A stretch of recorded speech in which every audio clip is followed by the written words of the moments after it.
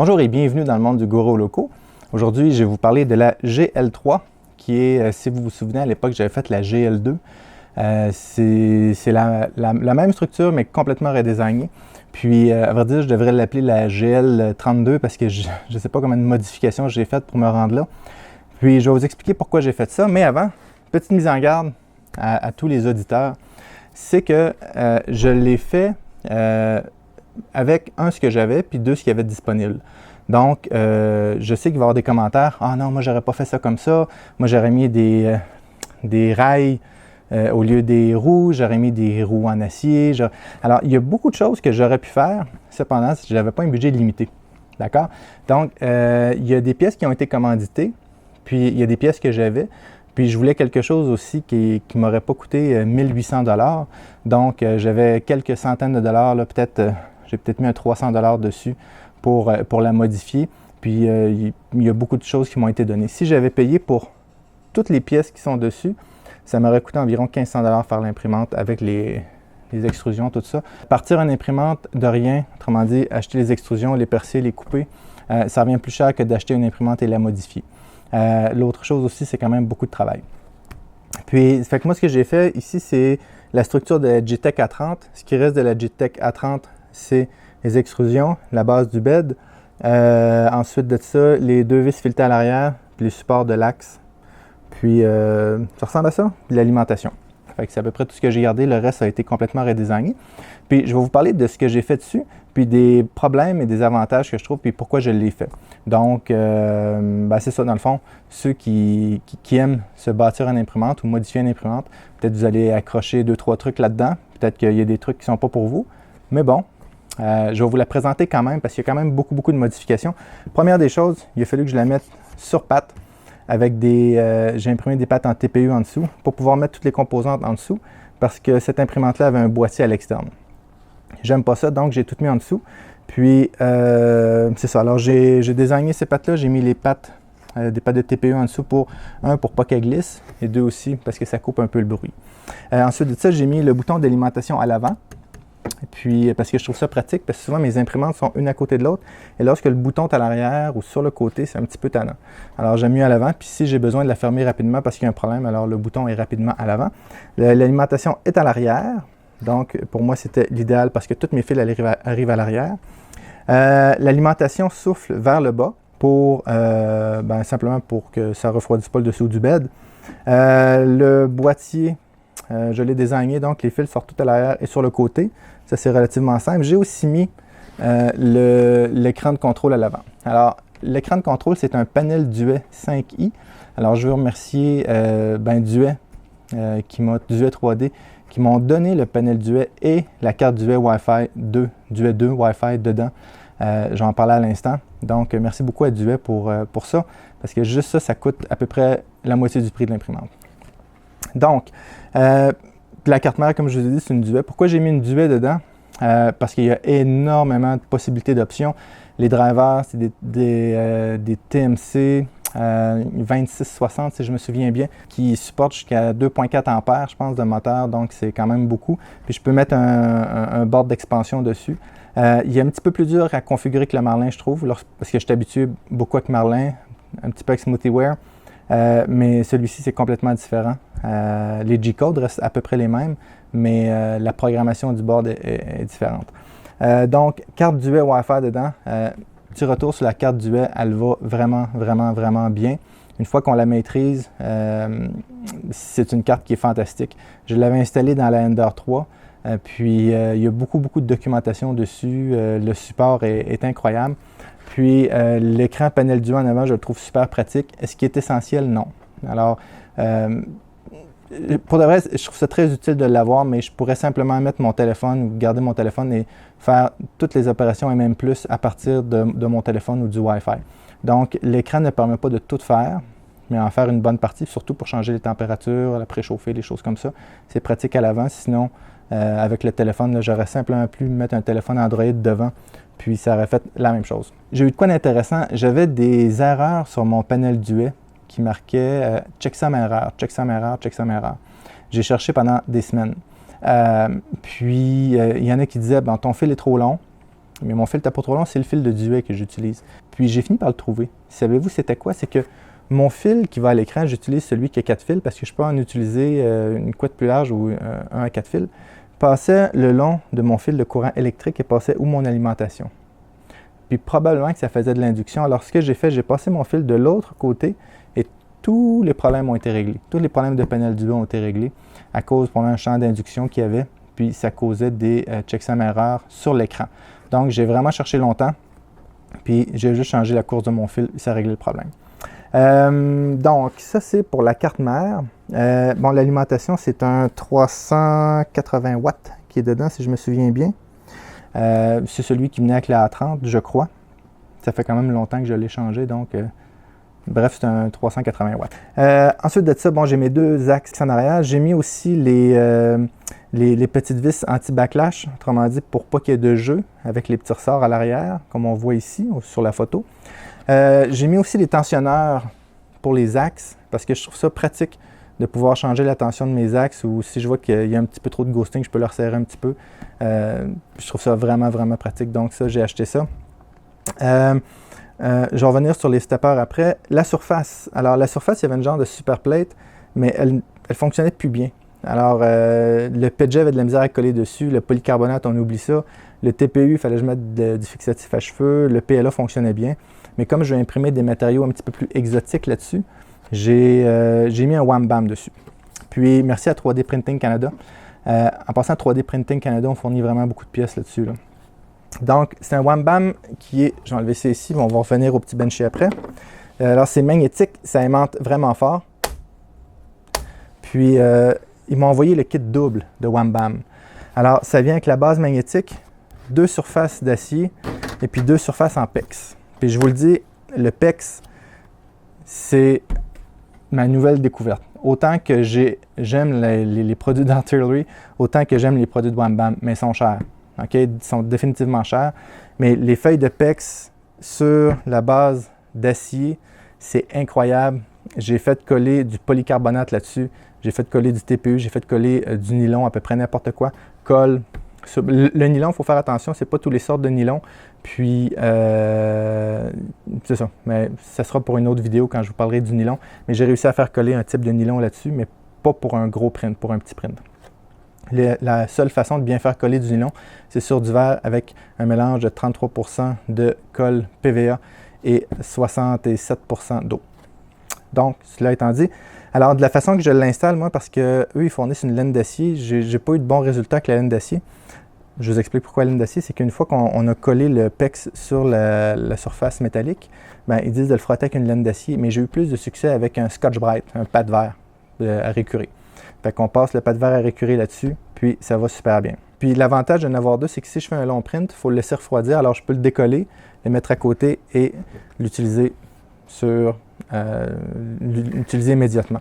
Mais ce que je veux faire, c'est que, étant donné que c'est la même grandeur que la Tornado à peu près, je vais acheter une autre base magnétique pour pouvoir les changer entre ma Tornado et celle-ci, la GL3. Donc, Wham Bam, merci beaucoup 3D Printing Canada de m'avoir fait découvrir ça. Il m'a envoyé le kit double, ça vaut, je pense que c'est pas loin de 250 ou 300 $ ce kit-là. Alors, ça vient super bien emballé, puis c'est vraiment fantastique le PEX. C'est pas du PEI, hein, c'est vraiment du PEX. Puis tout colle là-dessus, puis ça se décolle super bien, on fait juste la plier. Puis aussi, j'en ai eu d'autres en acier comme ça, mais un, ça aimantait pas tout le temps bien. Puis deux, il était moins résistant et puis moins rigide que ceux-là. Donc, ça coûte cher Wham Bam, mais c'est vraiment de la qualité. Bon, on passe à d'autres choses. Donc, alors ça, c'est pour la base. Seul défaut, puis j'ai mis des petites molettes en dessous pour le virer, là, pour l'ajuster. Le seul défaut, c'est que c'est un bed 24 volts. Puis, il est vraiment lent à chauffer. Lorsque je le monte à 80 ou 90 ou même 100 degrés, ça peut prendre jusqu'à 5-7 minutes. Donc, j'ai acheté un pad de silicone 600 watts qui marche sur le 110 volts. Et puis, je ne sais pas encore comment je vais arranger ça, mais je vais me mettre un bed uniquement vert avec un Wham Bam de coller dessus. Parce que le verre est droit, là. Ça va être un verre de 3 mm. Puis, le Wham Bam va être collé dessus avec le 600 watts en dessous. Donc, je devrais atteindre 100 degrés en dedans de 1 minute et demie à peu près. Donc 600 watts, c'est quand même beaucoup là, pour un bed de cette grandeur-là. Donc ça, c'est la prochaine modification que je vais faire dessus. C'est le seul côté qui me tente un peu la vitesse de chauffe du bed.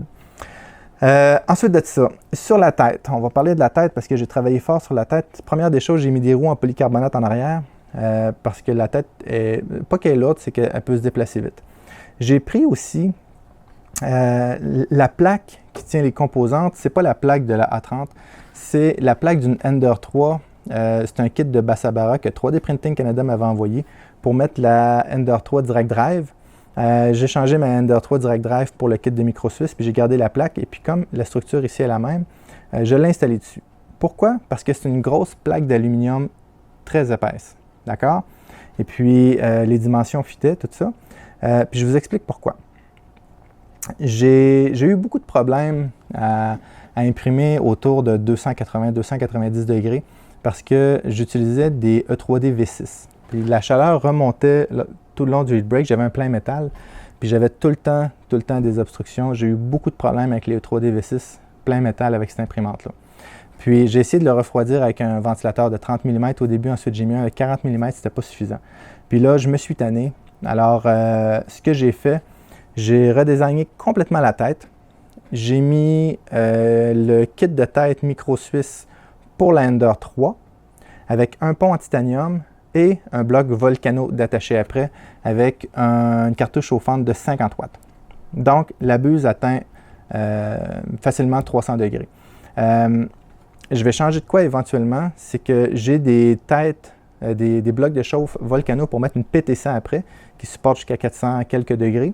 Mais j'ai besoin d'un board spécial pour aller avec la Duet 3D Wi-Fi, la Duet 2 Wi-Fi, excusez-moi, pour convertir le signal. Je l'ai commandé, mais je l'ai commandé en Chine et puis c'est long. Donc, je ne voulais pas attendre un autre mois, un mois et demi avant de faire ça. Donc, mais je vais mettre une PT100 dessus pour pouvoir monter la buse jusqu'à 400 degrés. Puis là, vous allez me dire, pourquoi tu veux monter ça jusqu'à 400 degrés? C'est juste pour pouvoir le faire. J'ai fait cette imprimante-là, pas parce qu'elle est la meilleure au monde, c'est parce qu'elle répond à mes besoins. Puis, je voulais aussi me dépasser un petit peu, faire des choses que j'ai pas d'imprimantes qui vont jusqu'à 400 degrés. Alors, je vais en avoir une qui va jusqu'à 400 degrés. Est-ce que je vais imprimer jusqu'à 400 degrés? Peut-être un jour, je vais imprimer quelque chose dans ces températures-là, mais c'est plus pour le plaisir de l'avoir fait que vraiment l'utiliser. Vous allez voir aussi au niveau de la vitesse, elle va extrêmement vite. Mais je n'ai pas besoin de ça, c'était juste par plaisir. Donc, si vous me dites, Dominique, ça ne sert à rien qu'elle monte à 400 degrés, je suis entièrement d'accord avec vous, mais j'ai trouvé ça le fun de le faire. OK? Comme je suis capable d'imprimer à 5 ou 600 mm par seconde avec cette imprimante-là, est-ce que j'imprime à 5 ou 600 mm par seconde? Pas du tout. J'ai trouvé ça plaisant de le faire, tout simplement. Mais je vais vous expliquer pourquoi il y a plein de moteurs après. On va en revenir après. Alors, de la façon que j'ai fait ça, j'ai mis un fan 40-20 qui prend l'air en avant et qui la pousse sur le côté, qui sort ici, qui refroidit entièrement le bloc de la Ender 3. Mais le bloc de la Ender 3 est collé sur ma grosse plaque d'aluminium. Vous savez, de Bassabara, là, est collé dessus. Donc, ma plaque d'aluminium, mon chariot d'aluminium me sert aussi de dissipateur de chaleur. Et le ventilateur étant placé un peu en angle, vient refroidir toute la plaque ainsi que le dissipateur de chaleur. Et puis, je n'ai plus jamais eu de problème de refroidissement. Donc, c'est comme ça que j'ai réglé mon problème. Ensuite de ça, vous voyez, j'ai mis des 40-20 pour refroidir le dissipateur de chaleur, mais aussi pour refroidir les filaments. Puis, en dessous ici, c'est magnétique. J'ai mis un petit conduit d'air qui tient magnétique. Il rentre serré, mais magnétique. Puis, je l'ai désigné dans Fusion 360. Puis, vous voyez, les bouts sont comme en aluminium.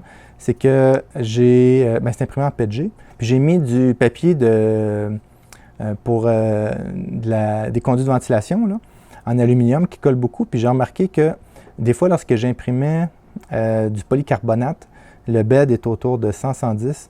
Puis, ça ramollissait un petit peu. Ça portait à se déformer, mais depuis que j'ai mis le papier d'aluminium, je n'ai plus ce problème-là. Donc, c'est pour ça que j'ai mis un petit peu de papier d'aluminium sur les bouts. Alors, on va remettre ça en place. Puis, si, par exemple, je brise mes buses, ben, j'ai juste à les changer tout simplement. Vous voyez ici, il y a comme un adapteur, puis je vais vous montrer c'est pourquoi. C'est pour installer le Zimpur qui m'a été donné par Fil Imprimante 3D de France. Merci beaucoup en passant à Fil Imprimante de m'avoir fourni ça. Puis, dans le fond, ça aspire c'est supposé d'aspirer les nanoparticules. À l'intérieur, j'ai un filtre de nanoparticules qui semble fonctionner parce que c'est les mêmes pour les masques.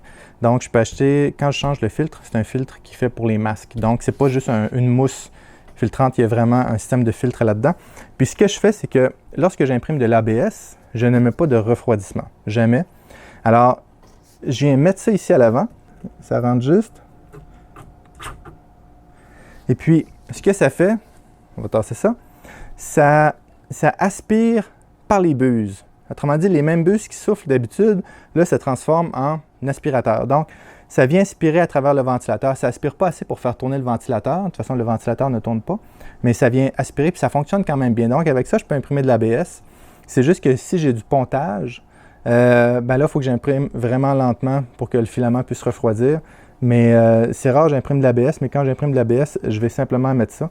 Puis ça ici, c'est un petit adaptateur que j'ai désigné aussi dans Fusion 360.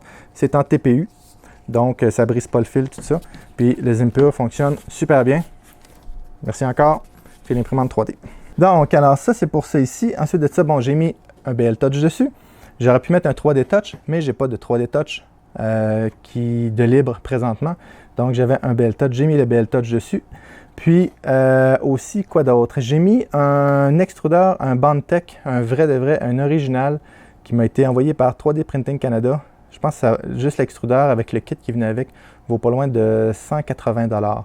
Donc, merci beaucoup 3D Printing Canada. Je dis beaucoup de merci, là, mais c'est parce que je l'apprécie pour de vrai. Alors, c'est pas que je vends leurs produits, c'est que Chris de 3D Printing Canada, il me dit « Dominique, j'embarque dans ton projet, dis-moi ce que tu as de besoin. » Puis, j'aurais probablement pu en commander plus, mais je me sentais mal parce que je ne fais pas beaucoup la promotion de leurs produits, là, mais au moins, je les remercie pour ce qu'ils font pour la chaîne.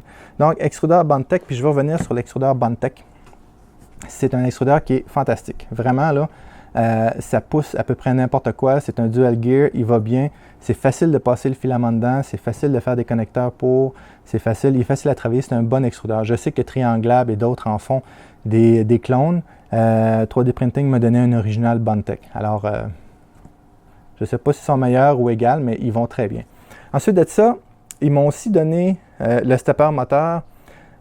C'est un pancake de E3D qui a un angle de 0,8 degrés au lieu de 0,9 degrés au lieu de 1,8 degrés. Alors, il est plus précis, puis il est très léger, puis il y a quand même beaucoup de couple. Il chauffait un petit peu, il se tenait autour de 45-47 degrés, fait que j'ai décidé de mettre un dissipateur de chaleur en aluminium à l'arrière, puis ici autour de, puis ce temps-là, là, entre 35-37 degrés, ce qui est excellent. Donc, pour la tête, c'est pas mal ça. Est-ce que j'ai oublié quelque chose pour la tête? Je ne crois pas. J'ai aussi mis une chaussette en silicone que j'ai fait pour ma buse Volcano. Donc, ça, c'est pour la tête. Ensuite de ça, qu'est-ce qu'il y avait d'autre à parler sur cette imprimante-là? J'ai mis des coupleurs rigides. Ils sont tenus dans le haut, mais j'ai un petit jeu dans le haut. J'ai un synchronisateur, une courroie dans le haut avec une poulie d'ajustement, 2 poulies d'ajustement, à vrai dire. Puis, il y a 7 steppers sur cette imprimante-là. 7 steppers moteurs, mais j'ai quand même juste 6 drivers, là. Je vous explique. J'ai 2 moteurs pour les X. C'est-à-dire, j'ai un moteur ici, celui d'origine, puis j'en ai rajouté un autre ici, qui est inversé. J'en ai un à l'arrière et j'en ai un ici, en dessous de l'imprimante, pour mes Y. Puis, j'en ai 2 pour mes Z, puis j'en ai un pour mon extrudeur. Puis là, vous allez me dire, Dominique, pourquoi tu as installé 2 steppers sur le X et 2 steppers pour les Y? J'ai jamais vu ça. Bien, c'est pour ça. Parce que j'ai jamais vu ça. Et puis, j'avais une bonne raison. C'est qu'à vrai dire, l'idée m'est venue parce que mon bed est quand même lourd. J'ai une plaque d'aluminium, j'ai une plaque de verre, j'ai mon Wham Bam, plus le print. Puis, je voulais pouvoir imprimer rapidement. J'ai pas de gros moteur NEMA de 2 ampères ou quelque chose de même, ou de 2,5 ampères. J'ai des NEMA de 1,6 ampères, 1,4 ampères. Fait que je me suis dit, hey, je vais en mettre 2. Puis, savez-vous de ce que je me suis aperçu? Puis, c'est là que je vais faire appel aux mathématiciens qui écoutent, parce que je sais qu'il y en a qui sont très très forts en mathématiques, qui étudient là-dedans. Si j'ai un gros moteur avec une courroie d'une longueur X, d'accord? Et puis, je déplace dans le fond, je déplace mon bed. Et puis, je fais un arrêt brusque, une saccade, d'accord? Bon, ma courroie va être portée à étirer un petit peu, puis il va y avoir aussi mon moteur qui doit absorber l'arrêt du mouvement. Ce que je me suis aperçu, c'est que lorsque je mets 2 moteurs, mon ghosting disparaît totalement. OK? Puis ce que je pense, c'est que, dans le fond, au lieu de calculer toute ma longueur de la courroie avec le petit étirement qu'il y a, dans le fond, je divise ma distance par 2, donc mon étirement par 2. Puis aussi, je double mon couple. OK? Ou mon torque en français, en anglais, excusez-moi. Donc, question à tous les mathématiciens, est-ce que je me trompe en disant ça? Parce que je vais plus que 2 fois la vitesse que je peux aller normalement avec cette imprimante-là. Je vous explique. Si je mets juste un moteur, bon, rendu à 150-160 mm par seconde, lorsque je mets un jerk très, très élevé, ben, je vais commencer à sauter des dents. Si j'en mets 2, alors j'imprime à 500 mm par seconde, ou même un peu plus, puis j'ai aucun problème. J'ai aucune dent qui saute. Donc, c'est beaucoup plus que le double. Puis alors, j'aimerais ça que quelqu'un explique ça dans les commentaires ou nous réfère sur un site qui expliquerait ça, mais le calcul mathématique. Mais pour de vrai, j'atteins des vitesses que j'ai vraiment été surpris. Donc, dans le fond, je voulais augmenter mon couple, puis mon torque, puis bref, j'ai en même temps augmenté ma vitesse. Donc, je l'avais fait pour l'axe des Y, celui-là ici. J'ai dit, hey, je vais le faire pour l'axe des X. Je ne l'ai jamais vu. Je l'ai fait pour l'axe des X. Je ne crois pas que ce serait nécessaire, mais j'ai remarqué une grosse diminution du ghosting lorsque j'imprime, mettons, à 150 mm par seconde.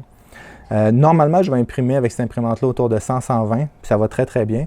Mais le problème que j'ai à 500 mm par seconde, c'est mon filament. Même si je le chauffe beaucoup, le filament casse. On dirait qu'il sort trop vite. J'ai essayé avec quelques types de filaments et ça ne fonctionne pas bien. Mais de toute façon, je ne veux pas imprimer à cette vitesse-là. Elle fait on dirait qu'elle veut mourir. Donc, ensuite de ça, il y a d'autres modifications que j'ai faites dessus. Je pense que c'est pas mal ça. Hein? Alors, gestion de câble avec des gaines tressées, puis c'est pas mal ça. Donc, c'est la GL3. J'ai imprimé, évidemment, du PLA. Le PLA sort super bien, puis vraiment bien. OK? Alors, ici, c'est un petit benchy en PLA que je vais vous montrer. Je l'ai imprimé aussi en PETG.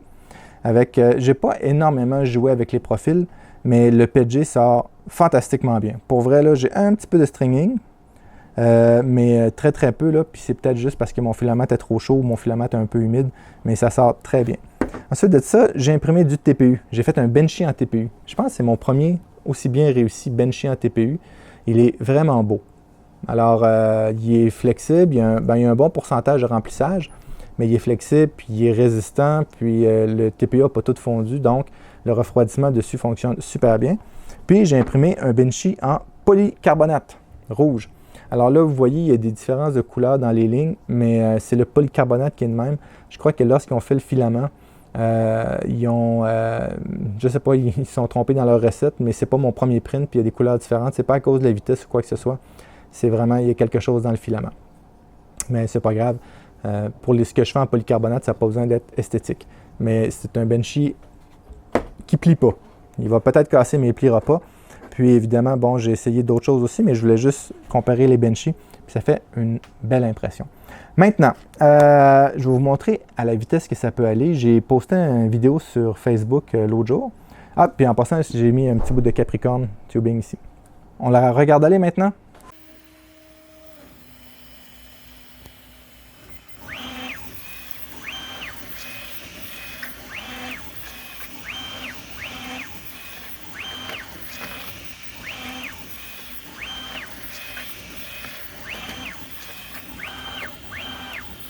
Donc, c'est ma GL3 avec la Duet, le Bondtech, les sat stoppers, le Wham Bam dessus et puis toutes les autres composantes qui font que, dans le fond, elle répond à un de mes besoins, c'est-à-dire d'imprimer toutes sortes de matériaux. Puis ça, c'est important. Lorsque vous modifiez une imprimante, c'est pas juste pour, oui, ça peut être pour le plaisir de la modifier, mais c'est pour avoir accès à quelque chose qui, normalement, vous n'avez pas accès. Par exemple, cette imprimante-là, à l'origine, ne pouvait pas imprimer de TPU, de la misère à imprimer du TPU, polycarbonate ou du nylon. Maintenant, cette imprimante-là le peut. J'ai des panneaux de coroplast, un genre de coroplast ou un genre c'est un genre de foam avec du carton de chaque côté que je peux mettre autour pour faire une chambre chaude avec ça. Puis je peux la fixer par en dessous ici, donc toutes les composantes peuvent se refroidir comme il faut. Donc, je pourrais imprimer facilement du nylon ou des choses de plus complexes avec ça. Mais c'est principalement pour imprimer polycarbonate, PETG, TPU et PLA. Puis, elle le fait très bien. Donc, lorsque vous modifiez une imprimante, c'est pour qu'elle réponde à un de vos besoins. Donc, si vous avez une imprimante vous voulez imprimer du polycarbonate, bien, vous allez changer la tête, peut-être l'environnement, peut-être aussi la température maximale du bed, des choses comme ça. Changer le firmware. Mais c'est ça. Donc, je ne suis pas en train de dire que c'est la meilleure imprimante au monde. Il y en a des meilleures que ça. Mais pour moi, c'est celle qui répond à mes besoins. Avec le double Z, avec le couple qui est très, très élevé au niveau des axes. Puis la tête de chauffe, le système de refroidissement, l'extrudeur. Bref, c'est ma petite Frankenstein qui va super bien. Puis c'est le fun parce que je l'utilise tout le temps sans fil. Donc, je suis à mon ordinateur, j'envoie les prints, je la préchauffe. Il me resterait juste à mettre une caméra devant, puis en VPN, je pourrais voir où est-ce que le print en est, puis la contrôler. Donc, c'est ça. Fait que c'est mon review pour la GL3 que j'ai fait. Et puis, je ne peux pas lui donner un numéro. D'habitude, je les évalue de 1 à 10, mais celle-là, c'est une Frankenstein modifiée pour moi. Puis, je pourrais vous partager les STL des composantes, mais comme je vous ai dit, si vous avez une A30, vous devriez mettre les composantes exactes que j'ai mis dessus, puis ça serait compliqué un petit peu. S'il y en a qui veulent les STL, vous pouvez me le dire, je peux vous les partager. Mais je pense pas que ça va être utile pour tout le monde, comme par exemple le WY ou WX. Je pourrais le partager aussi, mais ils sont faits pour s'adapter au tensionneur que j'ai là. Donc peut-être que ça ne marchera pas avec vous, du fait que elle est très très custom. J'espère que vous avez aimé ça. Je veux remercier beaucoup Duet 3D qui m'ont fourni le panel Duet et la carte Duet. J'aime énormément les cartes Duet maintenant. On m'avait dit que c'est des super bonnes cartes, puis je le crois maintenant. Merci aussi à 3D Printing Canada pour toutes les pièces qu'ils ont fournies pour ça. Je vais mettre la liste des composantes là, que j'ai mis là-dessus. Donc, si vous voulez faire des modifications avec la vôtre, sans nécessairement faire une modification identique à la mienne, mais faire, par exemple, mettre des roues de polycarbonate, le bloc de chauffe de Micro Suisse avec le pont en titanium, le Bondtech, les ventilateurs, les tensionneurs, ce genre de choses-là, le stepper, le pancake aussi, le Wham Bam. Toute la liste des pièces va être dans les notes de la vidéo avec des liens, principalement pour le Canada. Puis, merci beaucoup aux supporters de la chaîne parce qu'il a fallu que je dépense pour acheter certaines composantes. Alors, c'est grâce à vous si j'ai pu faire ça. Merci beaucoup. Les supporters de la chaîne qui sont, en passant, ceux-ci.